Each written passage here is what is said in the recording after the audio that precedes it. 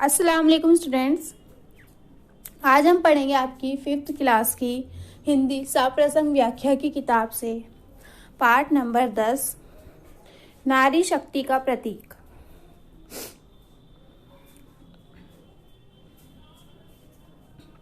प्रस्तुत पाठ भगिनी निवेदिता के बारे में है। किसके बारे में है?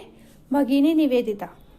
भगिनी निवेदिता मूल रूप से आयरलैंड की महिला थी जो स्वामी विवेकानंद के विचारों से प्रभावित होकर भारत आई थी।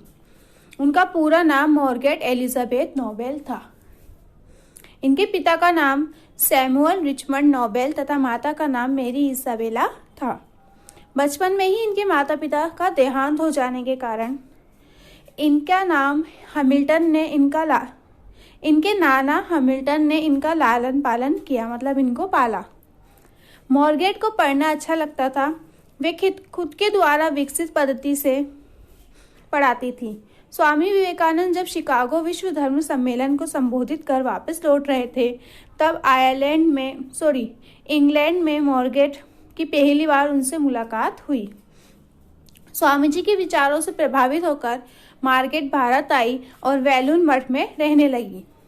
स्वामी विवेकानंद ने मार्गरेट को नया नाम निवेदिता दिया। यहाँ रहकर निवेदिता ने स्वामी जी के विचारों को लोगों तक पहुँचाने के साथ शिक्षा और समाज सेवा का कार्य किए।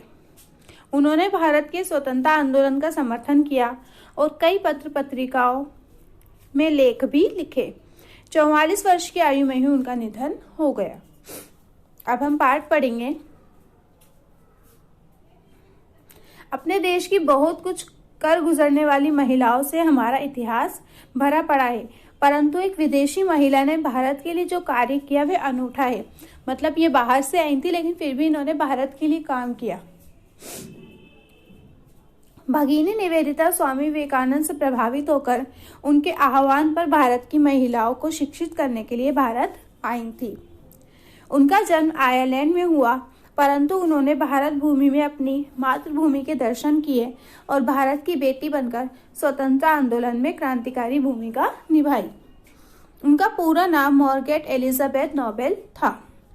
उनके पिता का नाम सैमुअल रिचमंड नोबेल व मां का नाम मेरी इसाबेला था। बचपन में ही इनके माता पिता का देहांत हो गया था। इनका लालन पालन नाना हैमिल्टन द्वारा किया गया। हैमिल्टन आयरलैंड के स्वतंत्रता आंदोलन के प्रमुख सूत्रधारों में से एक थे। मार्गरेट की शिक्षा लंदन चर्च के आवासीय विश्वविद्यालय में हुई। मार्गरेट को शिक्षण का कार्य अच्छा लगता था, मतलब उन्हें पढ़ाना अच्छा लगता था। अतः वे 17 वर्ष की उम्र में ही एक विद्यालय में पढ़ाने लगी। वे स्वयं द्वारा विकसित पद्धति से शिक्षा दिया करती थी। धर्म में रुचि होने के कारण चर्च की गतिविधियों में भी भाग लेती थी तथा अधिकांश समय अध्ययन, मनन एवं सत्य की खोज में ही लगाती थी। तभी एक घटना घटी जो उनके जीवन को एक नया मोड़ देने वाली थी। एक सन्यासी का लंदन में आगमन हुआ। नाम था स्वामी विवेकानंद। स्वामी जी के शिकागो के विश्व धर्म सम्मेलन में ख्याति अर्जित कर अपने कुछ मित्रों के आग्रह पर इंग्लैंड आए थे। मार्गरेट की स्वामी से प्रथम भेंट यहीं हुई थी, मतलब मुलाकात। मार्गरेट ने स्वामी जी के प्रवचन सुने, वाद विवाद तर्क वितर्क किया और अपने आप को पूर्ण संतुष्ट कर लेने के उपरांत ही स्वामी जी को अपना आदर्श चुना और स्वामी जी के आग्रह पर उसने भारत आना तय कर लिया। भारत आकर वे अत्यधिक प्रसन्न हुई। वे गंगा के किनारे वेलूर मठ की एक कुटिया में 2 अन्य अमेरिकन महिलाओं के साथ रहने लगी जो स्वामी जी की शिष्याएं थी। स्वामी जी ने मार्गरेट का नया नाम निवेदिता दिया और आग्रह किया कि वह भगवान व भारत माता के चरणों में अपना जीवन अर्पित करे। भगिनी निवेदिता ने विवेकानंद के उपदेशों को जन जन तक पहुंचाने का कार्य करने के साथ साथ कलकत्ता में लड़कियों का एक स्कूल भी आरंभ किया। वे वहां छोटी लड़कियों को पढ़ाने लिखाने के साथ साथ मिट्टी का काम, चित्रकारी का काम आदि भी सिखाया। जब कलकत्ता में महामारी फैली तो निवेदिता ने टोली बनाकर दिन रात भूख प्यास की चिंता किए बिना रोगियों की चिकित्सा सेवा सफाई आदि कार्य कर पीड़ितों की मदद की, मतलब उन लोगों की मदद की। उन्होंने अंग्रेजी समाचार पत्रों में अपील प्रसारित कर मदद मांगी। वे धन संग्रह भी किया।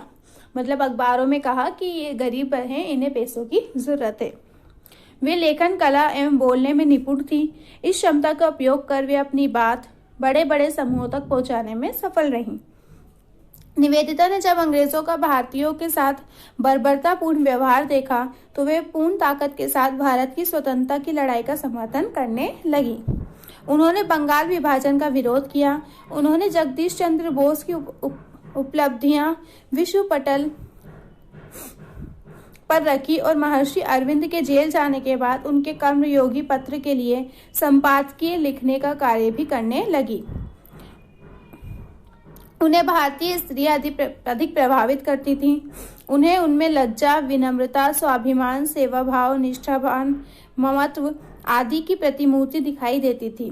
वे समय समय पर महिलाओं को लक्ष्मीबाई, अहिल्याबाई और वीरतापूर्ण कार्यों को भी याद दिलाती थी। उनकी दृष्टि जाति, प्रांत व भाषा आदि से ऊपर थी। भगिनी निवेदिता ने भारत को अपनाने के बाद कभी भी अनुभव नहीं होने दिया कि वे एक विदेशी है, मतलब वो बाहर से आई हुई हैं। उन्होंने भारत के लिए जो किया उसे कोई अन्य नहीं कर सकता था। वे भी स्वामी जी की तरह 44 वर्ष की अल्पायु में नीचे उद्धृत वेद की पावन ऋचाओं का सदैव स्मरण करती हुई संसार से विदा हो गई, मतलब उनका निधन हो गया। फिर है प्रश्न उत्तर। मार्गरेट का पूरा नाम क्या था? मार्गरेट का पूरा नाम मार्गरेट एलिजाबेथ नोबेल था। मार्गरेट का नया नाम निवेदिता किसने दिया? मार्गरेट का नाम निवेदिता स्वामी विवेकानंद ने दिया। भगिनी निवेदिता किस देश से भारत आई थी? भगिनी निवेदिता आयरलैंड से भारत आई थी। रिक्त स्थान है जो आपको याद करने हैं, ये सब चीज़ें आपको याद करनी है। ये बड़े वाले प्रश्न हैं, इनके सब आपको याद करना है। ठीक है, अल्लाह हाफिज़।